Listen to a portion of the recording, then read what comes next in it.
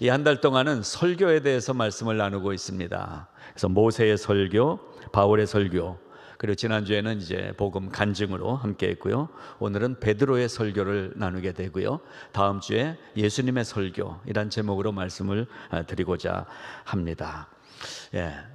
그런 말 혹시 들어보셨습니까? 이제 연세들이 좀들 있으시니까 아이들에게 얘기하면 아이들이 뭐라고 하죠? 설교하고 있네. 그런데 교회에서 전해지는 설교 말씀인데 그런 마음으로 대하는 분들도 세상에서 우리는 만나보게 됩니다. 우리는 생명을 전하는데 설교하고 있네? 이렇게 받아들이는 사람들도 있는 것이 이 세상입니다. 그러나 그럼에도 불구하고 우리는 설교를 해야 됩니다. 설교는 교회에서는 예배에 목사가 설교의 자리에서 설교를 하지만 삶의 현장에서는 우리 성도 한 분 한 분이 설교자가 돼서 가족을 만나는 것입니다. 설교자가 돼서 친구를 만나는 것입니다. 그래서 설교를 넓은 범위에서 보면 말로 하는 것이 설교가 아니라 삶으로 보여주는 것이 설교라는 사실인 것입니다. 토마스 오덴이라는 신학자는 이렇게 얘기를 합니다. 설교는 사람을 구원하고 회심시키며 그들의 행위를 변화시키는 하나님의 유일한 방법이다. 이렇게 정의를 했습니다. 나의 삶을 통해서 사람이 변화되는 것입니다. 우리 교회의 모습을 통해서 주변의 지역 사람들이 변화되어야 되는 것입니다. 그래서 설교 준비하는 저로서는 엄청난 부담감을 가질 수밖에 없습니다. 설교자이기 때문에 말은 잘할 수 있을 것입니다. 요즘 설교는 누구나 할 수 있습니다. 인터넷에 보면 설교문이 너무 좋은 설교문이 많이 있습니다. 누구라도 그 설교문 외워서 설교하면 사람들이 박수하고 환호할 수 있을 것입니다.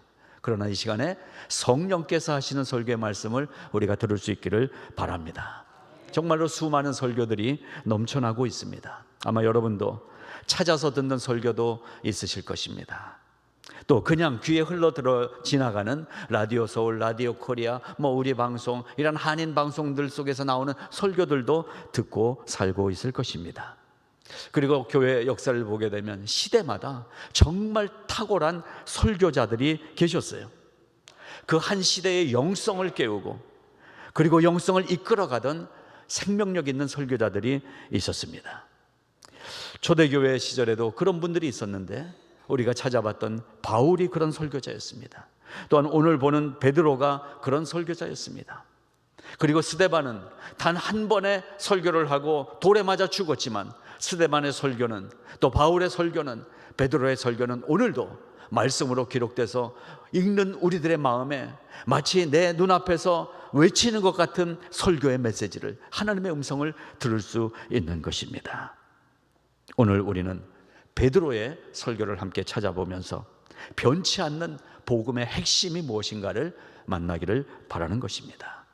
그래서 오늘 본문으로 택한 베드로서는 사실 이 사도행전에 나타난, 사도행전에서 볼 수 있는 베드로의 설교를 뒷받침해주는 참고 도서이자 기본 자료이자 베드로 설교의 핵심이 무엇인가를 설명해주는 설명서라고도 할 수가 있습니다. 베드로는 특별히 12제자 중에 수제자라고 불릴 정도로 예수님과 가장 지근 거리에서, 가장 가까운 거리에서 수종들던 제자였습니다. 이 베드로는 예수님과 3년을 결심하고 따라다닐 때에 열심을 다해서 따라다녔습니다. 예수님이 사랑해 줬습니다. 근데 마지막에 예수님이 비참하게 잡혀가서 십자가에 죽게 되니까 도망쳤습니다. 조그만 여자애가 당신도 저 예수하고 같이 있던 그 무리 아니야?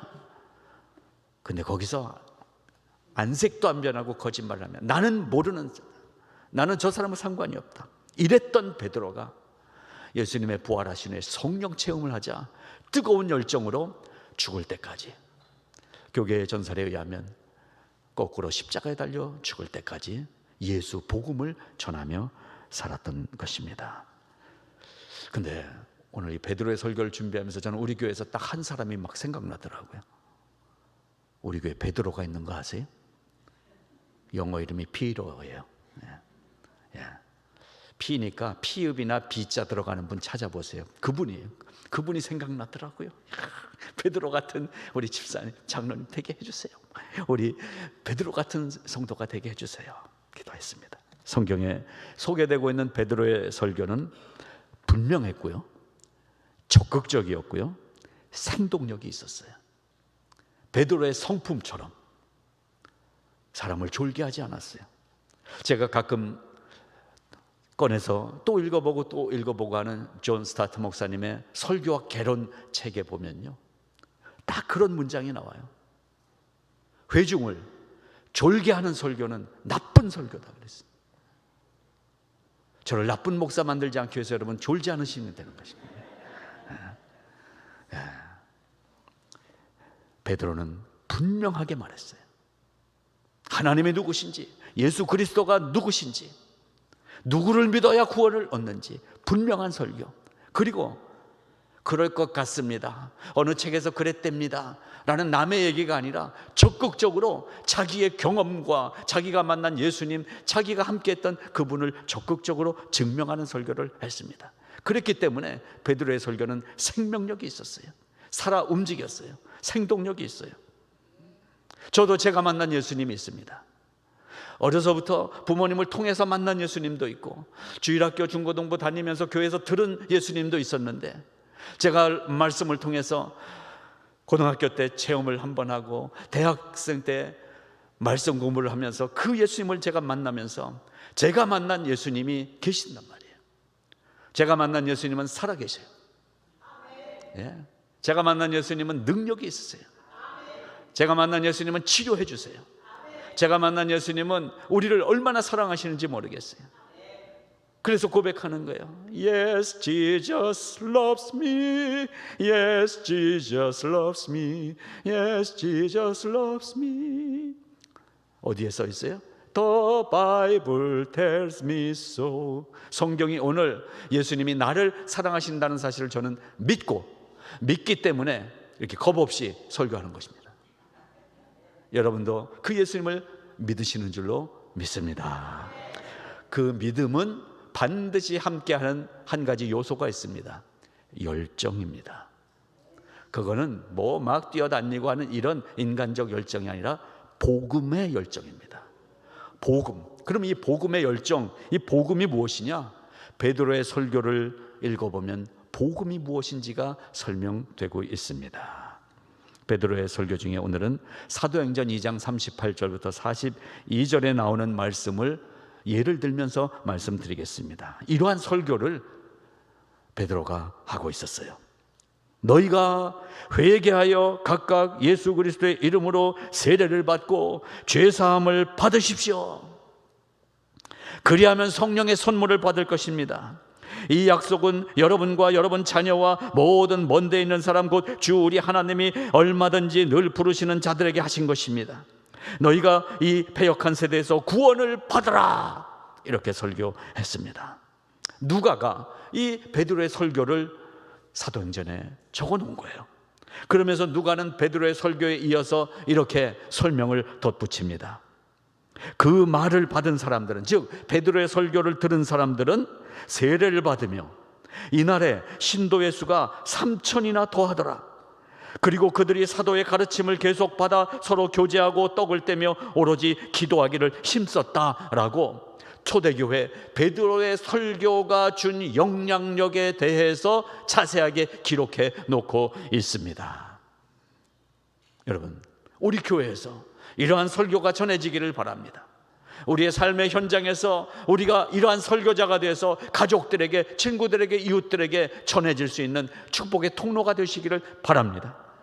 여러분, 하루 동안 어떻게 설교를 했길래 3,000명이나 하나님 앞에 나와서 세례받고 나 이제 예수 믿겠습니다 나올 수가 있을까요?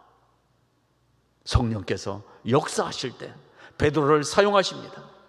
성령께서 역사하실 때 오늘도 하나님이 사용하시며 이런 기적을 일으키실 줄로 우리는 믿는 것입니다. 여러분, 성령께서 내 마음을 움직여 가십니다. 성령님은 교회에서 듣는 삼위일체의 하나님, 교리에 묶여있는 하나님이 아니십니다.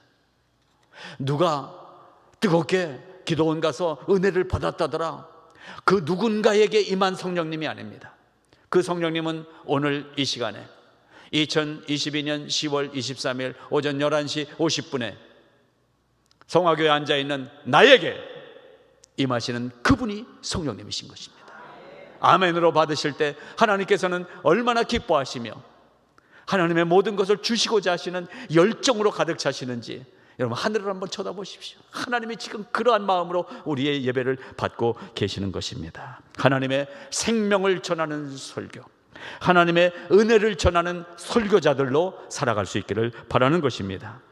이러한 베드로의 설교가 나올 수 있었던 이 베드로라는 인물의 영적, 심정적, 가정적, 환경적 배경을 우리는 베드로전서와 베드로후서, 베드로가 남긴 이 글을 통해서 살펴볼 수 있는 것입니다.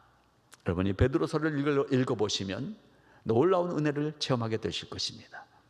이 베드로서는 이제 베드로가 예수님의 부활 후에 회심을 하고 성령의 충만함을 얻어서 놀라운 전도의 사명을 쭉 감당하다가 이제 순교하기 얼마 전에 기록된 것으로 성경학자들은 연구해 놓았습니다. 이제 죽음이 눈앞에 있는 상황에서 변함없이 직설적이고 그리고 분명하고 자신 있고 생명력 있는 이 메시지를 남기고 있는 것입니다.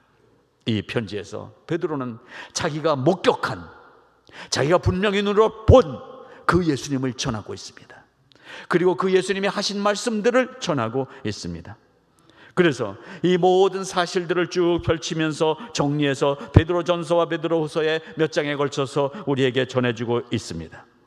그러면서 이 부활하신 예수를 믿는 성도들에게 굳건한 믿음의 사람들이 다 되기를 바라는 마음으로 쓴 이 편지는 2000년을 지나서 오늘 우리에게도 그 동일한 감동과 감격으로 우리에게 찾아온 놀라운 메시지가 되어 있다는 사실이 얼마나 감사한지 모르겠습니다. 여러분, 베드로전서 1장을 이제 보게 되면은 처음에 이 편지를 시작하면서 3절 하나님을 찬양하면서 시작합니다. 이것은 오늘날 우리 성도들이 하루를 시작할 때 아니면 내 인생의 새로운 은혜의 체험을 받은 후에 시작하는 첫 모습이 어때야 하는지를 보여주고 있는 것입니다. 무엇입니까? 하나님을 찬송하는 것입니다. 하나님을 찬양하는 것입니다. 여러분, 아침에 일어날 때 어떻게 일어나셨어요? 오늘 침대에서 일어날 때 안 봐도 본 듯해요. 아이고 허리야. 겨우 일어나면서 그랬습니까? 여러분, 아침을 축복하십시오. 여러분의 아침을 축복하십시오. 하나님을 찬양하십시오. 우리 주 예수 그리스도의 아버지 하나님을 찬송하리로다, 이렇게 시작을 했어요. 우리의 매일매일 아침이 이 찬양으로 시작하시기를 바랍니다. 우리말 너무 길어요? 한번 따라해 보시겠어요? Praise the Lord. Praise the Lord. 하나님을 찬양하라, 이렇게 하루를 시작하시기를 바랍니다. 베드로가 그것을 가르쳐 주고 있습니다. 그리고 이어서 쭉 1장에서 진행되는 내용은 하나님이 어떻게 이 죄 많은 인류를 구원할 계획을 가지셨는지, 그리고 구원 계획을 어떻게 이루어 가실지를 보여주고 계십니다. 그래서 그 구원을 받는 길은 오직 믿음이라는 길 하나, 오직 한 길을 만들어 두셨다고 설명해 주고 있습니다. 7절 이하의 말씀입니다. 너의 믿음의 확실함은 불로 연단하여도 없어질 금보다 더 귀하여 예수 그리스도께서 나타나실 때에 칭찬과 영광과 존귀를 얻게 하실 것이라. 예수를 너희가 보지 못하였으나 사랑하는도다. 아멘. 여러분, 예수님을 보지 못했어요, 우리는. 그러나 사랑하십니까? 아멘. 사랑하는도다. 이제도 보지 못하나 사랑하는도다.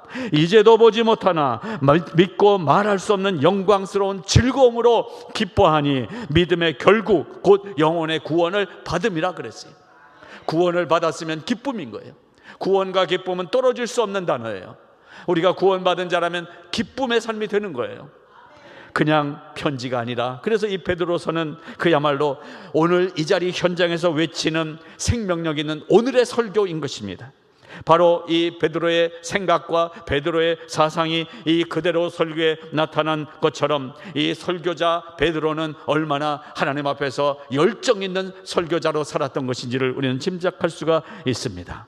오늘 그래서 이 말씀을 보십시오. 베드로의 모든 설교의 핵심 주제가 무엇인지, 저도 이 주제를 가지고 늘 설교를 준비하고 있는 것입니다. 25절에 베드로의 설교를 비롯해서 바울의 설교, 모든 이 시대의 설교자들의 핵심 메시지는 바로 이것입니다. 너희에게 전한 복음이 이 말씀이다. 오늘 저의 설교는 뭐예요? 복음인 거예요. 복음이 기록된 말씀인 거예요. 저는 그 말씀을 베드로를 따라서 전하고 있는 것입니다. 그러면 그 말씀의 내용이 무엇이냐? 세 가지를 먼저 정리해 드립니다. 13절 말씀입니다. 같이 한번 13절 읽어보겠습니다. 그러므로 너희 마음의 허리를 동이고 근신하여 예수 그리스도께서 나타나실 때에 너희에게 가져다 주실 은혜를 온전히 바랄지어다. 이 세 가지 명령을 주십니다. 여러분, 지금까지 신앙생활 하셨지만 한 번도 은혜를 받지 못하신 분 계십니까? 안타깝게도 많은 이 시대의 그리스도인들이 교회는 다니는데 하나님의 은혜를 경험하지 못한 분들이 있더라고요. 하나님의 은혜를 막 쏟아부어 주시는데 은혜를 받지 못하고 교회를 다니는 분들이 계시더라고요. 그런 분들 보면 얼마나 뻑뻑한지 몰라요. 얼마나 긴장되어 있는지 몰라요. 그리고 얼마나 무덤덤한지 몰라요. 여러분, 옛날에 왕년에, 여러분의 왕년에 연애 해보셨잖아요. 그때 얼마나 설렜습니까? 얼마나 보고 싶어서 별별 일을 다 하지 않았습니까? 전화기도 없던 그 시대 공중전화 박스에 나가서 1시간이고 막 붙잡고 있지, 그렇지 않았습니까? 한 여자를 보고서도, 한 남자를 보고서도 가슴이 뛰는데, 내 생명이신 예수 그리스도를 만나는데 아무 감동이 없어요. 무덤덤해요. 교회 와서 제일 관심사가 오늘 점심은 무슨 반찬일까? 그래서 다음 주 같은 게 한번 제가 개구리 반찬이나 내놓을 거예요. 여러분, 우리의 관심은 하나님을 만나는 거예요. 저는 우리가 하나님을 만나기 원합니다. 설교 다 잊어먹어도 상관없어요. 오늘 예배를 통해서 하나님을 만나면 되는 거예요. 자, 이 세 가지를 기억하면 그 하나님을 만날 수 있습니다. 첫째, 마음의 허리를 동이라 그랬어요. 동이다라는 말은 무엇입니까? 졸라매다라는 거잖아요. 그래서 영어로 보면은 prepare your mind for action, 행동을 위해서 마음을 준비하라라는 뜻이에요. 동이다라는 건 은유적으로 표현한 것이에요. 준비하라는 거예요. 준비. 오늘 우리는 내일을 준비할 수 있기를 바랍니다. 내일의 내일을 준비할 수 있기를 바랍니다. 즉 종말을 준비하며 살 수 있기를 바랍니다. 마음의 허리를 꽉 졸라매는 거예요. 핫바지 입고 100m 달리기 할 수가 없어요. 타이트하게 입는 거예요. 그래서 수영복은 계속 개발되는 거예요. 쫙 떠나붙어서 아무 물의 저항을 느끼지 않게. 달리기 하는 운동선수들, 옛날에는 우리 다 뭐 핫바지 입고들 뛰었잖아요, 운동회 할 때. 근데 이제는 타이트하게. 여러분, 마음의 허리를 동이는 거예요. 긴장하고 살아야 돼요. 영적 긴장. 두 번째, 근신하라고 그랬어요. 근신하라는 말은 네포라는 단어를 쓰고 있어요. 무엇입니까? 깨어있다라는 뜻이에요. 우리가 깨어있어야 돼요. 깨어있다라는 말을 영어 성경에서는, NARB에서는 be self-controlled라고 그랬어요. 깨어서 내가 나를 조절할 수 있어야 돼요. 흐리멍텅하게 살지 말라는 거예요. 요새 고민이 있어요. 눈이 잘 안 떠져요. 그래서 누가 보면 이렇게 흐리멍텅해 보이나 봐요. 눈이 잘 안 떠지. 그래서 옛날엔 그런 사람을 보고 무슨 눈이라고 그랬어요? 동태 눈깔이라고 그래요. 그냥 동태 눈깔이 아니라 무슨 동태 눈깔? 썩은 동태 눈깔 같이 앉아있는 사람들도 가끔 있더라고요. 그런 분들 다 모여서 동태국이나 끓여 먹어야 되죠. 우리는 깨어 있어야 되는 거예요. 벌떡 깨어 일어나야 돼요. 애들 키울 때 제일 어려운 게 뭐예요? 애들 넷이나 키우는 가정이 있는데 어떻게 학교 보내요? 아침마다 얘들 깨우는 게 일이잖아요. 이놈 깨우면 이놈 또 이 자리에 넣어버리고. 마치 하나님이 우리를 깨우시는 것 같아요. 깨어 일어날 수 있기를 바랍니다. 깨어있다, 근신하다라는 것은 오늘 보니까 네포라고 그랬죠. 아까 깨어있다, 네포 플러스 텔레이오스라는 단어를 썼어요. 이거는 완벽하게 깨어있게 하라는 거예요. 벌떡 깨어서 정신 바짝 차리게 하라는 것입니다. 세 번째 뭘 말씀하십니까? 온전히 바랄지어다 그랬어요. 은혜를 온전히 바랄지어다. 바랄지어다, 바란다라는 말이 소망하다라는 말이에요. 바란다, 그냥 희망으로 그렇게 되면 좋겠다가 아니라 분명히 목적을 가지고 분명히 이루어질 것을 믿고 가는 것을 바랄지어다 라고 얘기하고 있어요. 하나님이 은혜를 부어주실 것을 분명하게 소망하시기를 바랍니다. 하나님이 오늘 나에게 은혜를 주실 것이에요. 오늘 어떻게 이제 우리 교회 같이 와서 예배드리는 처음 오신 분들도 계세요. 남의 교회 가서 예배드리면 서먹서먹하죠. 그러나 하나님을 바라보십시오. 하나님이 오늘 어떻게 내 발걸음을 이 교회로 인도하셔서 이런 말씀을 통해서 나에게 은혜를 주시나. 사모하는 자에게 은혜가 주어지는 것입니다. 지난주에 왔던 분들, 한 달 전에 이 교회에서 예배드렸던 분들, 아니면 10년 전에도 이 자리에 앉아 계셨던 분들도 오늘의 은혜를 소망하십시오.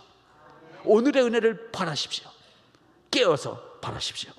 바로 이 세 가지를 하나님께서 요구하십니다. 마음의 허리를 동이라, 근신하라, 온전히 바라라. 그러면 하나님께서 우리에게 엄청난 은혜의 체험을 주시겠다라는 것입니다. 그러면 어떻게 해야 이렇게 하나님이 말씀하신 것을 지키며 살 수 있을까요? 14절부터 22절까지가 그 내용이에요. 간단하게 언급만 해드리겠습니다. 첫째, 사욕을 버려야 됩니다. 사욕은 개인 욕심이에요. 이생의 자랑과 육신의 정욕이에요. 예수 믿으면서도 세상 걱정 때문에, 세상 생각 때문에, 세상 근심 때문에, 집에 두고 온 가스불을 지금 껐나 켰나 때문에, 문을 잠갔나 안 잠갔나 때문에 예배를 망쳐버리는 사람들이 있더라고요. 사욕을 본받지 말라, 사욕을 버리라는 거예요. 버리십시오. 여러분, 이미 문 잠그고 나와서 여기 있으면 지금 불 나도 할 수 없어요. 어떻게 해요? 지금 달려가 봐야 불 다 타버리고 가는 거예요. 이미 와 앉아 있으면 여기에 집중하는 거예요. 공부 제일 못하는 놈이 누구냐면요, 수학 시간에 영어책 보고, 영어 시간에 도덕책 보고. 그래도 하나님의 은혜로 이만큼 됐어요. 이제 그렇게 했단 말이에요. 공부 안 되죠. 여러분, 그렇습니다. 사욕을 버리라는 말이 바로 그것입니다. 수스케마티조라는 단어를 썼어요. 본받아라. 무엇을 본받아요?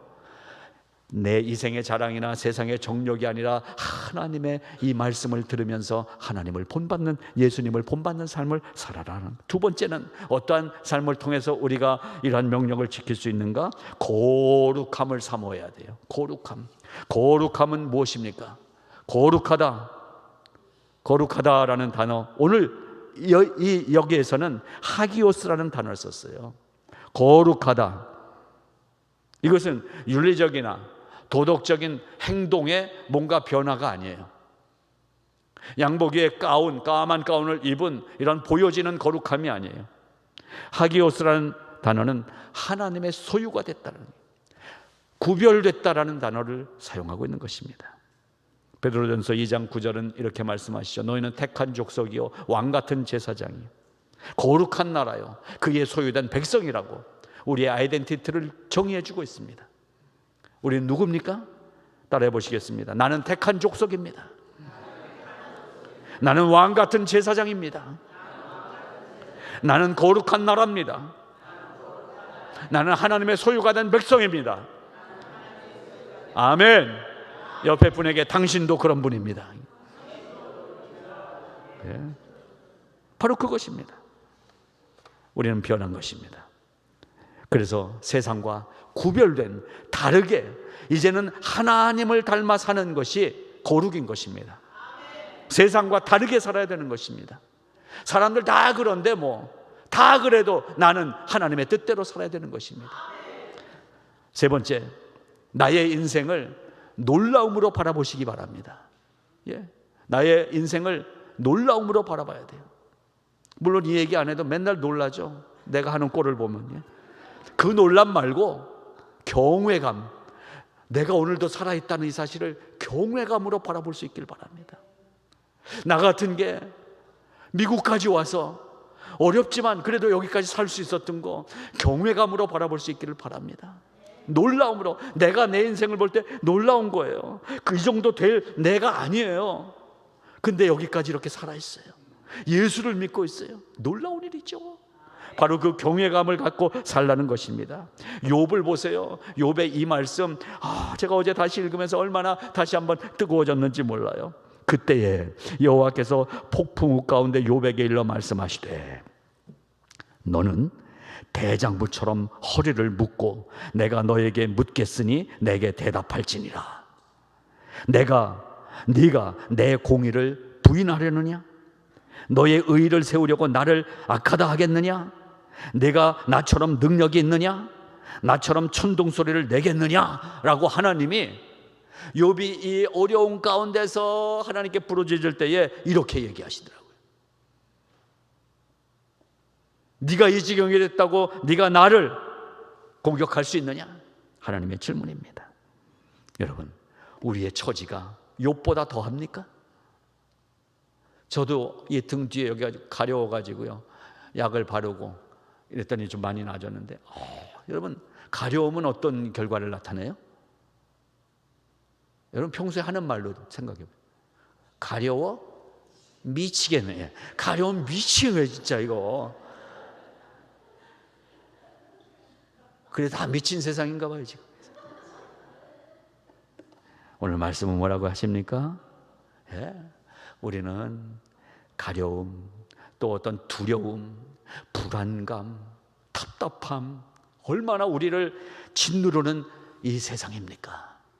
그런데 그렇다고 해서, 네 삶이 지금 그렇다고 해서 나 하나님이 악하냐? 물어보시는 거예요. 우리 고백합니다. 하나님은 선하신 분이십니다. 하나님은 좋으신 분이십니다. 좋으신 하나님, 같이 불러볼까요? 좋으신 하나님, 참 좋으신 누구의? 나의 하나님. 아멘. 좋으신 하나님을 고백하는 것이 내 인생을 놀라움으로 바라보는 것입니다. 네 번째, 진리만을 순종함으로 영혼을 깨끗하게 하고 살아야 된다는 거예요. 여러분, 더러운 생각 끊으십시오. 부정한 생각 버리십시오. 우리는 깨끗하게 살아야 되는 사람인 것입니다. 깨끗하다라는 것은 원래 종교적 용어입니다. 개종한다라는 말이 깨끗하다라는 단어, 하그니조라는 단어의 뜻입니다. 종교를 바꾼다? 이것은 생명을 내놓는 일이에요. 지금 이슬람 국가에서 기독교로 개종하는 사람들이 있어요. 그들은 자기의 모든 걸 다 버리고 예수를 선택하는 거예요. 이게 퓨리파이예요. 이게 깨끗한 거예요. 목욕 몇 번 하고 사우나 자주 가면 깨끗해지는 게 아니라는 거예요. 우리는 마치 생명을 걸고 하나님을 선택하는 것, 그것이 깨끗함이라는 뜻인 것입니다. 마지막 다섯 번째로 이러한 삶을 요구하십니다. 마음으로 뜨겁게 사랑하라. 22절, 마음으로 뜨겁게 사랑하라. 베드로는 특별히 사랑을 강조해요. 베드로전서 5장 14절에 보면 너희가 입맞춤으로 서로 사랑하라. 그 당시 유대인의 풍습 가운데 가장 따뜻한 사랑의 인사 표현입니다. 입맞춤으로 서로 문안하라. 베드로전서 5장 13절에는 바벨론에 있는 교회가 너희에게 문안한다라고 인사를 합니다. 즉 교회와 교회가 서로 대적 관계가 아니에요. 성화장로교회와 여기 남포교회가, 성화장로교회가 여기 가까이 있는 대흥교회와 다른 팀이 아니에요. 우리는 원팀이에요. 원팀. 사랑이에요. 교회 안에서도 12개 목장인데 우리 목장 하는 분들이 계시더라고요. 목장은 12개 서로 경쟁하라고 만들어 놓은 게 아니에요. 우리는 원팀이에요. 함께 하나님을 섬기는 거예요. 연약한 목장 위해서 기도해 주셔야 돼요. 목장끼리 서로 도와야 되는 거예요. 그게 바로 바벨론에 있는 교회, 저쪽에 있는 교회가 예루살렘 교회를 걱정하며 서로 인사를 나누며 문안하는 것처럼 우리는 서로가 서로에게 문안을 나누는 사랑의 성도들이 될 수 있어야 되는 거예요. 이러한 것들을 우리가 살아갈 때 하나님이 명령하신 일들을 온전히 이루게 된다는 것을 말씀하고 있습니다. 말씀을 오늘 정리하겠습니다. 베드로의 설교를 중심해서 어떠한 설교자로서의 삶을 살 것인가를 오늘 말씀드리고 있는 것입니다. 베드로는 진정한 복음 전달자였습니다. 저도 목사로서 진정한 복음 전달자 목사가 되기를 원합니다. 복음을 전해주는 목사가 되기를 원합니다. 여러분 모두 복음을 전하는 장로님, 권사님, 안수집사님, 또 집사님들, 그리고 우리 성도들이 되시기를 축복합니다. 내가 가는 곳에 복음이 전해지기를 바랍니다. 내가 가는 곳에 이 복음의 내용이 풀어서 전달되기를 바라는 것입니다. 복음의 내용은 심플합니다. 나는 죄인입니다. 나는 죽습니다. 그런데 내 죄를 해결하기 위해서 하나님이신 예수님이 이 땅에 오셔서 내가 받아야 될 모든 고난과 죽음을 경험하시고 십자가에서 살아나심으로 나의 모든 죄를 깨끗하게 정리해 주셨습니다. 나는 살아났습니다. 그래서 그 산 사람으로 내가 삽니다. 이게 복음의 내용이에요.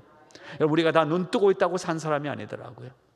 아까 동태 얘기했지만 동태도 이렇게 눕혀져 있는데 눈 뜨고 있더라고요. 죽은 동태가 이게 얼은 거잖아요. 눈 뜨고 있더라고요. 무섭더라고요. 죽었는데 눈 뜨고 있으면 무서워요. 그러니까 은혜 없이 사는 사람들 무서워요. 네. 우리는 살아있는 하나님의 백성이 돼야 되는 것입니다. 그런 사람들은 하나님을 찬양하며 사는 거예요. 찬양하라 내 영혼아, 찬양하라 내 영혼아, 내 속에 있는 것들아 다 찬양하라. 아멘. 이 찬양하는 우리 교회가, 찬양하는 우리 가정들이, 찬양하는 내 심령이 되시기를 주님의 이름으로 축복합니다. 하나님 아버지 감사합니다. 베드로의 강력하고 적극적인 설교를 듣습니다. 하나님, 우리도 삶의 현장에서 내가 받은 구원으로 감격하며 이 감격이 나의 힘이 되게 하여 주시옵소서. 이 감동이 나의 능력이 되게 하여 주시옵소서. 아버지 하나님, 비실비실하게 살지 않게 하시고 무너지며 살지 않게 하시고 위풍당당하게 복음의 증인으로 살아가는 축복된 우리 성화의 성도들 다 되게 하여 주시옵소서. 예수님 이름으로 감사하며 기도드리옵나이다. 아멘. 아멘.